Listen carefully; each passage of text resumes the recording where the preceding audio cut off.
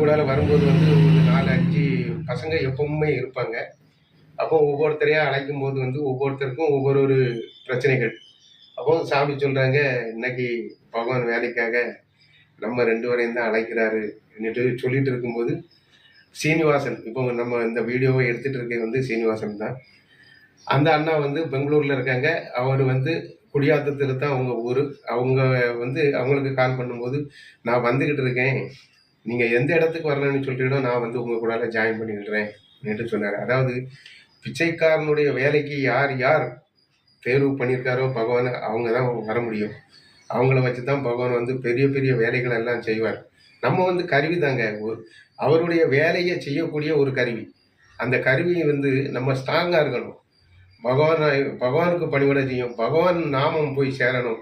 பகவானை பற்றி உள்ள அற்புதங்களை நிறைய பேருக்கு போய் சேரணும்னு